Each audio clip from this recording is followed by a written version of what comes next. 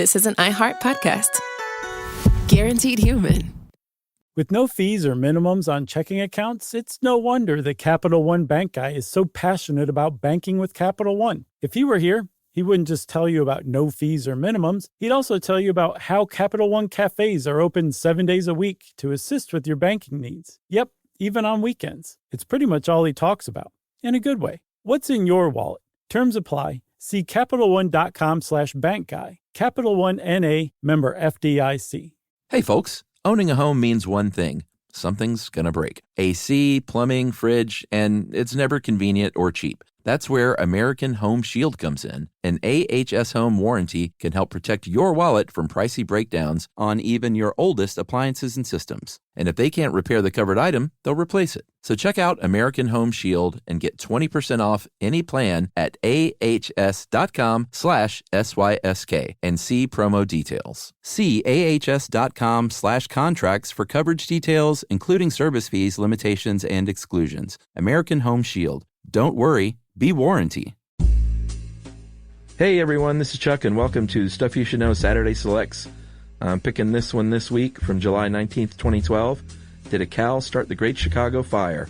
You all know I love my history episodes, especially those where we can set some things straight that history you might have gotten wrong, in class at least, as a kid. And we talk at great length today about the Great Chicago Fire.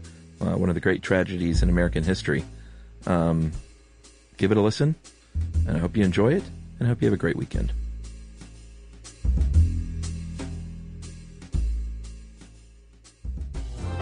Welcome to Stuff You Should Know from HowStuffWorks.com.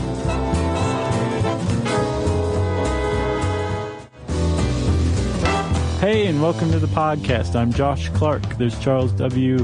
Chuck O'Brien. I guess that makes me the cow. This is Stuff You Should Know. Daisy the cow? Mm-hmm. Is that the Borden cow? No, that's Lizzie. No, they wouldn't have named that Borden cow Lizzie. That'd be bad. Yeah. Bad marketing move. Now, apparently Elsie. Elsie? Yeah. Apparently this cow was either Daisy, Madeline, or Gwendolyn. There's been different accounts. Well, one of the cows there wasn't even hers. Who are we talking about? Maybe we should clue everybody in. Okay. Chuck. Yes. Have you ever seen fire? Yes. Well, there happened to be one akin to what you saw, except it was massive. As a matter of fact, Chuck, let's go back in the Wayback Machine. Oh, yes. It's been a while. All right, here, blow the dust off. Flux capacitor up, fluxing. Man. Jerry hated that. I think it's still working. Let me press a couple of buttons here. All right. Okay, all right, let's go. Here we go. Chicago. Wait, enter the year. Oh, yeah. 1871. Let's go. Enter the date. Oh, October 8th. Okay. It's a Sunday. Maybe we should go back on a Saturday and stop it. Nah, we're not supposed to do that. Oh, that's right. Contract. Space-time continuum and all that. Okay, so here we are, Chuck. What a dump. Yeah, it smells like the death of cows and the manure that they excrete. Because Chicago's a huge stockyard town, if you can't tell. The World's Fair is 22 years off. Ghostbusters is 113 years away. Did you just do that in your head? Yeah. Okay. This is just like basically the middle of nowhere, temporally speaking. Is that math right? Yeah. Okay. 1871, 1984 minus 1871 is 113. Okay. Am I wrong? No, I think it's right. Oh, okay. Man, we just had a math argument in Chicago in the 19th century. You'd think we were throwing darts or something. So anyway, there's some things I want to point out to you, Chuck. Do you see the streets are paved with wood? Yeah, and this sidewalk we're on is wooden. Yeah, and like 90% of the structures around here are all wood. Everything's wood. I want you to make note of that. Okay. Also, make note of the temperature. It's October, and yet it's like in the 80s right now. It's pretty hot, and it was really dry this summer. Dry. Do you see all this dust? Mm-hmm. A lot of it, again, is dry cow manure, just kind of floating around. But it's because there hasn't been any rain at all. Okay? Yeah. Are you ready to go? Yeah, let's get out of here. Let's have a steak first. A milk steak. All right, are we back? And we're back. Okay. Okay, so, Chuck, that was a pretty good steak. Huh? Yeah, nothing like a good milk steak. So, what was about to happen, and I really do feel for these people for not being able to stop it, especially the 300 who are about to die. 300 people will die because we were too busy filling our faces with steak rather than warning anybody. Yeah. But that's the way of history. That's right. You can't change it. What's about to happen is what's known as the Great Chicago Fire of October 8th, 1871. 300 people will die. 3.5 square miles of the city will be utterly destroyed. 18,000 structures. Yeah, I've got some stats here, if I may. Please. Because you hear about the Great Chicago Fire in the 1800s. It's easy now to say, like, oh, yeah, that was a heck of a fire. Yeah. But, dude, it was insane how big this fire was. I know. The West Division, they were divided into divisions back in the day. Okay. 194 acres burned, 500 buildings, 2,250 people homeless. South Division, 460 acres burned. This is like where all the expensive stuff was. This is where Marshall county Fields. seat, the courthouse, the newspapers, the law offices, the banks, all the good stuff. Mm-hmm.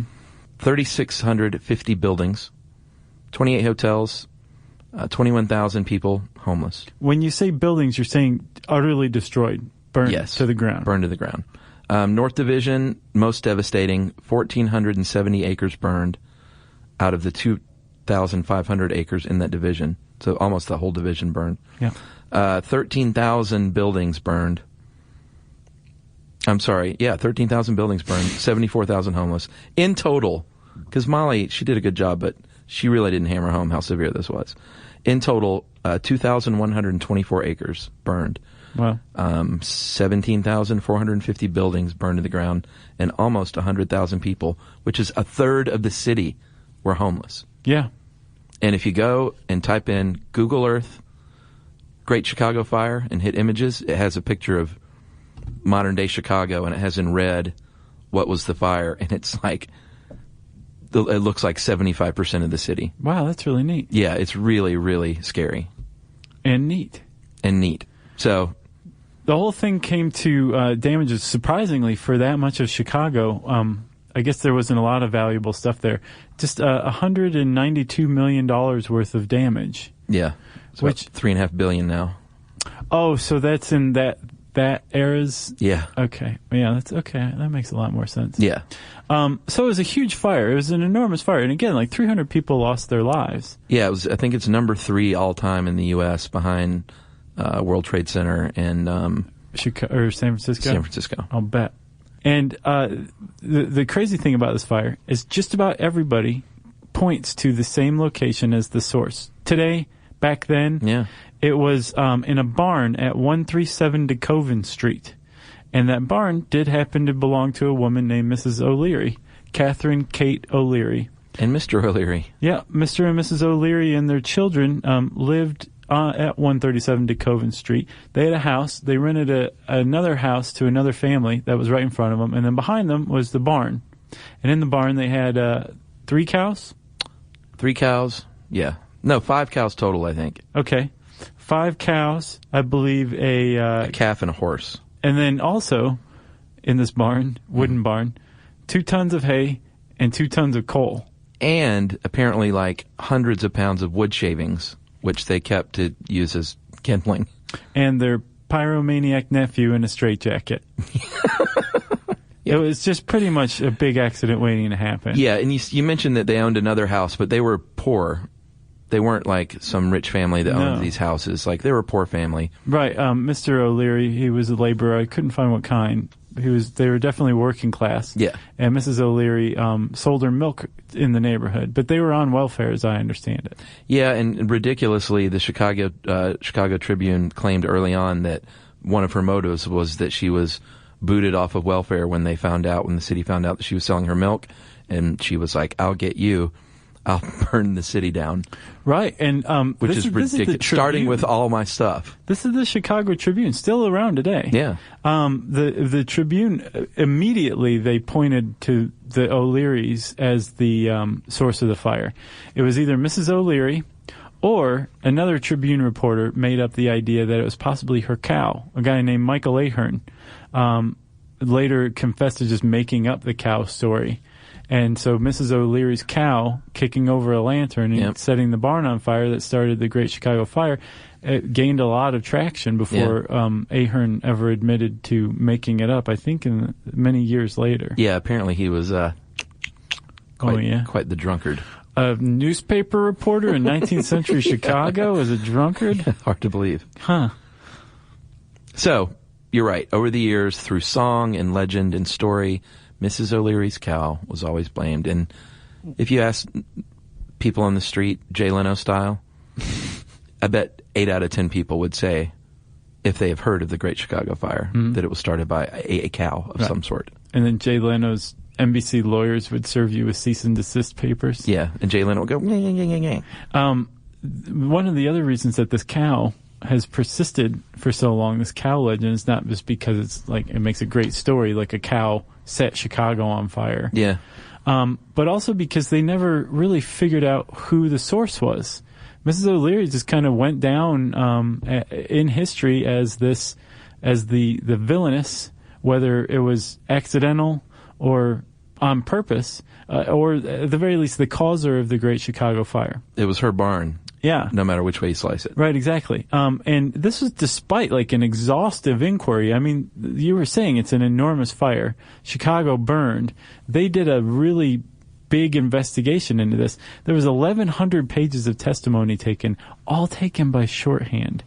Some poor court stenographer took it all by hand. Oh, man. And they still never figured it out. But history has shown us possibly who the culprit was.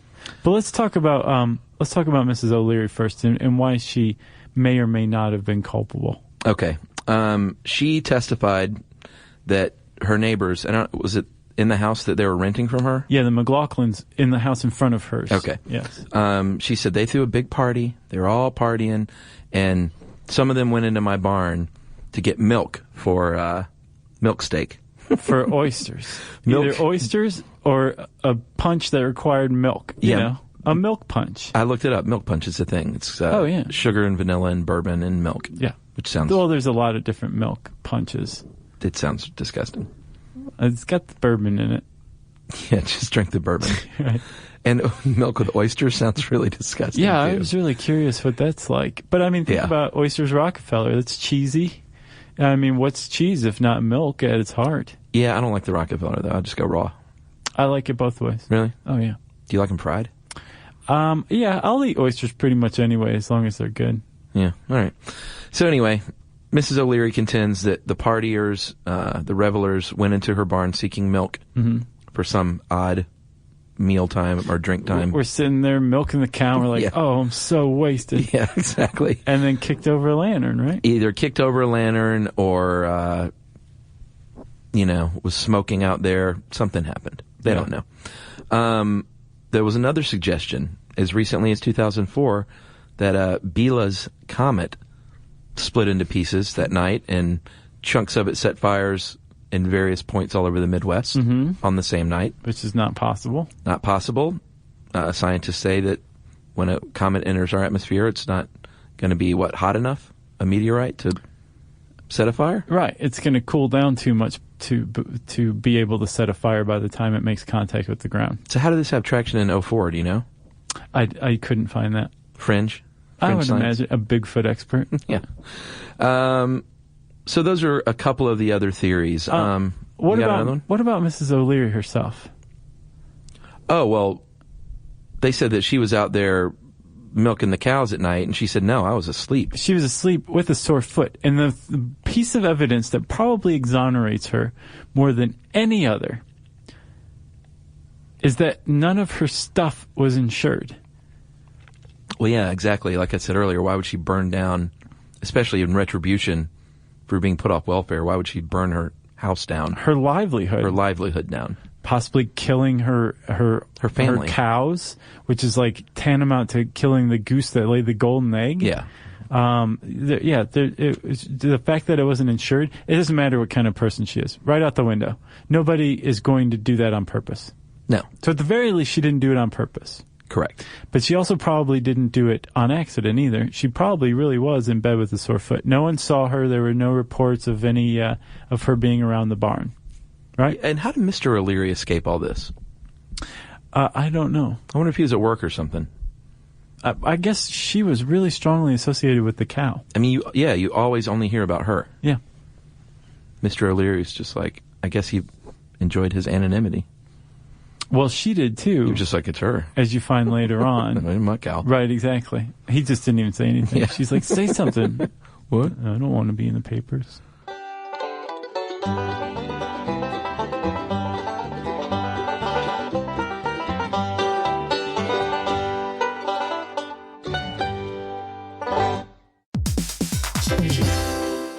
You might know Michelin for its tires, or maybe even its stars, but there's so much more to the story. Michelin isn't just a tire company, it's an innovation company. From connected mobility solutions to high-tech materials, innovation fuels everything Michelin does. That's right. And in 2025, Michelin was recognized as a most innovative company in automotive by Fast Company. It's all part of a big picture vision Michelin calls Michelin in Motion, putting a vision of innovation at the heart of everything it does. Yeah, and get this, Michelin's going way beyond tires. Michelin isn't just making better tires, they're helping build a better future. Why this innovation matters? Well, Michelin is taking on one of the toughest mobility challenges out there, space. Michelin is developing an airless wheel for lunar exploration. Wow. The Michelin Lunar Airless Wheel was named Concept of the Year, recognizing Michelin's technological expertise in the most extreme environments at the 2026 Tire Technology Expo. That's right, and you can learn more at www.michelinman.com/y-Michelin/innovation.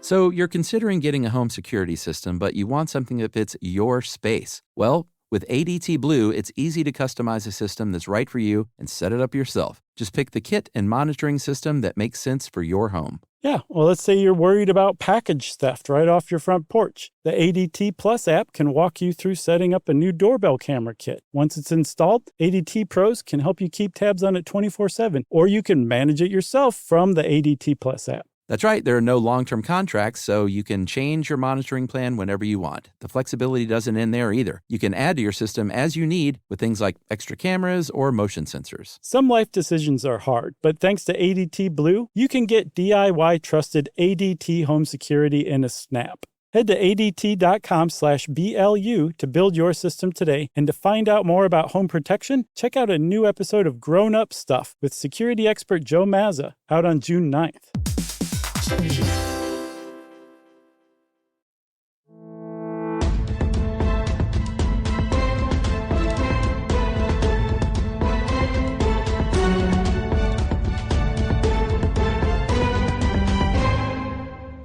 So, where are we then? So Mrs. O'Leary, we're going to go ahead and just kind of exonerate her at this point. Agreed. Which officially happened in 1997. Right. There's a guy named Lewis M. Cohn who went on to great wealth in Chicago. And later on, after he died, somebody came forward, I think in the 40s, and said, remember Lewis Cohn? He told me that when he was 18, he was gambling in the O'Leary's barn with one of the O'Leary boys, which kind of holds water because James O'Leary went on to become one of the biggest gambling bosses in Chicago. Oh, really? One of the sons. And we kicked over a lantern accidentally and set the place on fire, and we accidentally started the Chicago fire. Well, this guy was apparently kind of a boastful type, so it's possible that he made it up. Right. Because he even said I was winning at the time. Right. Like he bragged about it. Yeah. So you've got all these people, and none of them really, though, can hold a candle, even Mrs. O'Leary herself, to one Daniel Pegleg Sullivan. Why they call him Pegleg? Well, for a very good reason. He had one wooden leg. It then went clop, clop, clop. That's right. And he testified, and it sort of became a case of thou doth protest too much, sir. Yeah. Because he made up this story. Well, remember in the lying episode, it's like when you add stuff that doesn't need to be in there, it's usually a pretty good sign. And I'll bet he didn't use any contractions when he gave his testimony. He did not, sir. And he's like, you want to know, I can't believe you want to know why I was sitting on the curb in front of someone else's house. You want to know? Then I will tell you. But I can't believe you want to know. In the meantime, he's cooking this little story up. Yep. He testified that he had gone to visit the O'Learys about 8 o'clock that night. Said Miss O'Leary was in bed. Again, no mention of Mr. O'Leary at all. After the visit, he apparently went to go home. See, this is what I don't get. It says that he started for home, but then later it says he passed his home. Right. And to smoke a pipe in front of William White's home. House. Said, I'm just going to go have a little pipe smoke. For some reason, I'm going to walk by my house to do it. Mm-hmm. In front of Willie White's house. Do you know why? Here's why he said that. Because that places him near enough the fire that he could reasonably say he saw it. Yeah. But not so close to the McLaughlin's house. Like, his house was closer to the McLaughlin's. That a partier could have been like, I didn't see you there, and I was standing right outside looking in front of your house. Very clever, Mr. Pegleg. He claims that he spotted the fire and ran for help, screaming fire, 193 feet with his peg leg, and tried to extinguish the fire, and then escaped the burning barn. Freeing animals, too. He freed the animals. Oh, really? Mm-hmm. And he actually did do that. Oh, he did? Yes, so this guy was there. He was around the fire. But the problem is placing him on the curb in front of William White's house has some real problems. So no one disputes that this guy was near the fire, but exactly where that was changes everything. Right.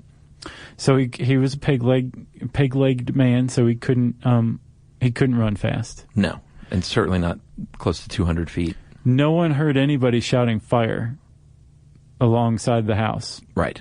It's definitely not him. So he definitely didn't. Another problem was that his mother kept a cow in the O'Leary barn, and he admitted to frequently visiting the cow in the evenings. Oh, really? Yeah. Okay. And then it's also possible that another man named Dennis Regan was present and was something of an accomplice, or at least a sympathetic witness to Pegleg. Right, because he had another part of the story that didn't quite add up. He was about a block away in his home, and he testified that he heard someone yelling fire, jumped out of bed to help, but Richard Bales, this attorney, modern-day attorney for a title insurance company in Chicago, is the one that dug this all up, pieced it together and said, how would this guy a block away have heard this? Right. And none of the other people, the O'Learys especially, not have heard this. Well, not only that, he got his hands on the property diagrams of the area at the time and mapped it out and placed Pegleg where he said he was and showed that he would have had to have been able to look clear through a 2-story house to see the barn. So there's no way he could have seen that it was on fire from where he said he was sitting. So the fact that this guy confabulated all of this story suggests that he may have done it. And probably what he did was he was visiting his mother's cow. Decided to have a smoke afterward. And accidentally set the barn on fire. Yep. The lawyer, Richard Bales, is very understanding. He said it was probably an accident, but that once he saw that he pretty much burned a third of the city of Chicago down, he just kind of kept his mouth shut and let Mrs. O'Leary take the fall. Yeah, once that rumor circulated, I'm sure he was like, yeah, that's how it went down, all right. Pretty crazy. I was there. So I feel bad for the guy. He's there, probably starts this fire, probably gets out of hand, and freaks out. And he hobbles frees the out of animals first before frees the leaving. Animals, kind soul. And in the end, they couldn't put out the fire for some of the reasons you talked about earlier. All the wood, the dryness, the lack of rain. There was a strong wind. Did you notice the strong wind when we visited Chicago? I don't know if they did, but it was strong, Josh. 56 miles of wooden streets, 560 miles of wooden sidewalks, and only about 200 firemen in the whole city. There was about a 16-acre fire the night before that they'd put out. Right. And well, it had started they had fought it all through the night before and into Sunday afternoon. Oh, okay. So most of these guys hadn't eaten or slept in the fire brigade. Damaged their equipment in some cases. Yeah. Then some of the fire engines went to the wrong address to begin with. Right. There was a guy whose job it was to look out for fires. Like he sat in basically a crow's nest in the courthouse. Fire watcher. You're right. And he didn't see it for a while. He finally did, but he picked the wrong department to activate. Oh, really? Yeah, like the wrong little segment that he was supposed to guess. And so some people went to the wrong place first, and it took a little while to correct it. So there was some confusion. So that happened too. And then apparently the fire destroyed the building that housed the water pumps for the city. Yeah. And then they tried to get water from Lake Michigan, and that didn't work out so well. And all these things added up to the third biggest fire disaster in the nation's history. And like you said, the lunkhead idea of connecting the wooden buildings with wooden streets and wooden sidewalks. Yeah. That I think fell out of fashion pretty quick after the Chicago fire. I bet. And people smoking on the streets, and well, that probably didn't fall out of Keeping fashion. 2 tons of hay and 2 tons of coal. And apparently it burned, through the following evening, and then thankfully it finally rained, and that helped put it out. And that is the Great Chicago Fire. Well, do you want to hear an irony of it all? I'd love to. The O'Leary house was spared. No way. Yep. It was not burned. So it just took off in one direction and from the barn? Yeah. And now the O'Leary's house, the house they rent to the McLaughlins, William White's house, all that stuff is gone. Sure. And in its place is the Chicago Fire Department's training academy. And they have a Maltese cross on the floor. They have a cross on the floor that marks the spot where the barn stood. Oh, I thought you were going to say like a CVS. No. Oh.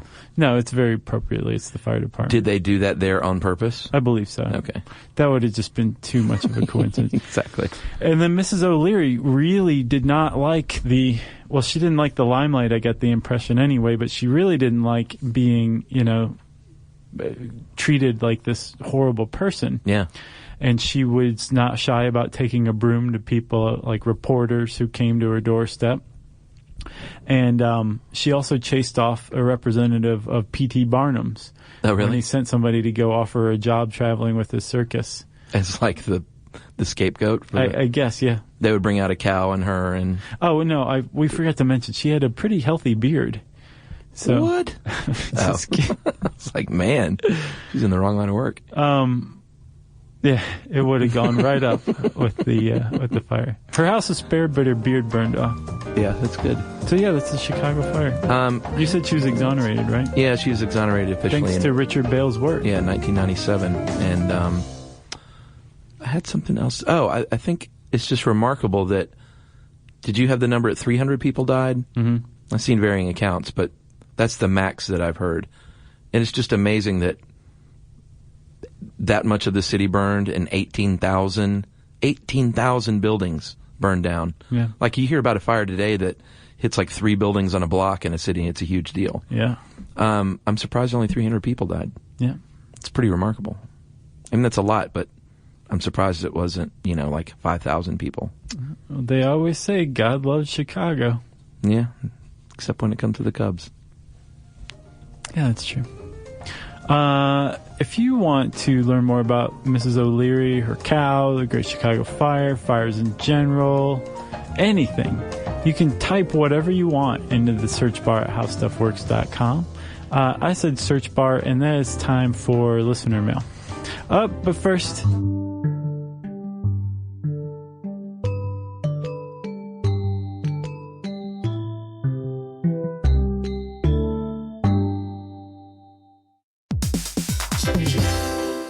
You might know Michelin for its tires, or maybe even its stars, but there's so much more to the story. Michelin isn't just a tire company, it's an innovation company. From connected mobility solutions to high-tech materials, innovation fuels everything Michelin does. That's right. And in 2025, Michelin was recognized as a most innovative company in automotive by Fast Company. It's all part of a big picture vision Michelin calls Michelin in Motion, putting a vision of innovation at the heart of everything it does. Yeah, and get this, Michelin's going way beyond tires. Michelin isn't just making better tires, they're helping build a better future. Why this innovation matters? Well, Michelin is taking on one of the toughest mobility challenges out there, space. Michelin is developing an airless wheel for lunar exploration. Wow. The Michelin Lunar Airless Wheel was named Concept of the Year, recognizing Michelin's technological expertise in the most extreme environments at the 2026 Tire Technology Expo. That's right, and you can learn more at www.michelinman.com/y-Michelin/innovation.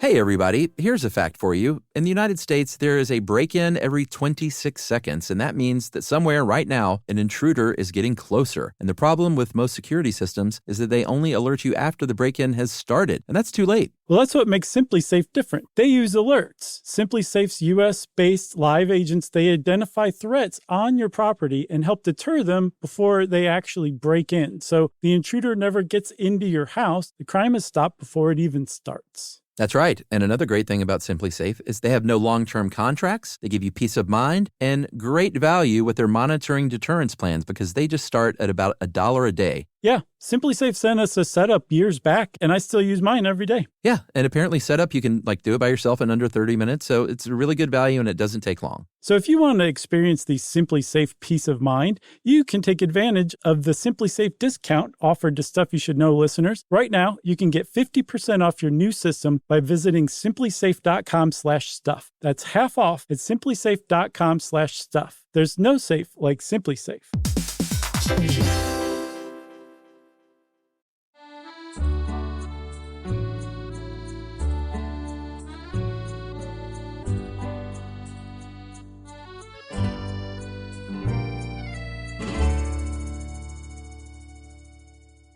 Okay, listener mail. Josh, I'm going to call this a fish called ganja. You're getting pretty good today with those. I appreciate that. Hey guys, I'm a tender of bar in the fair city of New York, and one of my regulars turned me on to your podcast a few short months ago. He even gave the guy's name, but I'm not going to read it. It's so funny when they put it like that. Like, hey man, turn me on to that podcast. Yeah, like in a back alley. Man. Yeah. Since then, I've been playing catch-up and listening to as many episodes as I can on a daily basis to quench my thirst for knowledge. I currently live near Philly with my wife and new daughter, but I sling drinks in New York. Before I'd been turned on to y'all, I dreaded my 2-hour commute. Now I look forward to it, and have managed to listen to 192 episodes. Nice. In a few months. That's some dedication. That's hardcore. Several years ago, my uncle decided to purchase a new saltwater aquarium and ended up purchasing an enormous 150-gallon unit. He bought the tank online from a reputable website, but to save money, he purchased most of the accoutrements, including lighting, fish, coral, and plant life from a local pet store. This is where it gets good, because the lighting he purchased was a special type of lamp, also very commonly used in grow houses. He must have been flagged by the DEA at the moment of sale, because about a month later, after the tank was finished on a Tuesday evening, my uncle, my aunt, and 3 cousins, all under the age of 7, were sitting down to dinner. In an instant, 6 fully armed DEA agents burst into the house. Oh my God. Including the front door, back door, and from the garage, and proceeded to scream things along the lines of "on the floor, hands behind your head." They even held my aunt and uncle at gunpoint while they looked around the house. After searching from top to bottom, realizing they'd made a huge mistake, they calmly apologized and left. I'm not 100% sure if the lawyers were involved, but I believe my family received a handsome compensation for the mistake. I'll bet. And that is from Ben, the bartender, and he has a hookup for us in New York if we want to have an event at a bar. So nice. Hanging on to that email. We need to do that again sometime soon. I know, we miss you, New York. All of our work travel has been on the West Coast. Yeah. In a certain other city. Yeah. So let's see. What else? What I can't top that. I can't. Send your other misinformed DEA stories. How about anyone that has any Chicago fire? Like I always wondered about the O'Learys if their family line continued. Oh, yeah, lore. Yeah, so if you have any family members that had anything to do with the Chicago fire, we'd love to know about it. I don't even know why I'm here anymore. You just take it, Chuck.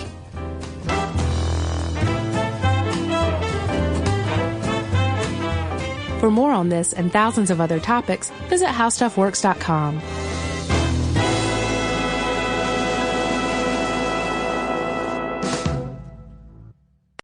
Introducing the all-new Mazda CX-5, featuring more connection. Hey Google, where's the nearest Pilates class? Safety that has your back. More discovery on the scenic routes. More passion in the details. And more control in changing weather. The all-new Mazda CX-5. More to move every side of you. See it in 5 films at MazdaUSA.com/5sides. Google is a trademark of Google LLC. Sequences shortened and simulated. Everyone knows winter is the real mess maker. You don't need WeatherTech floor liners for summer unless you hit the beach and half the beach ends up back in your car, or the campsite dirt ends up in your trunk. Then you'd want a cargo liner, or a road trip goes sideways, lemonade spills, ketchup goes rogue, ice cream drips. Yeah, you'd be pretty happy about those WeatherTech seat protectors. So just to be clear, as the mud you're inevitably going to step in this summer, you don't need WeatherTech unless you plan on doing summer. Visit WeatherTech.com today. This is an iHeart podcast. Guaranteed human.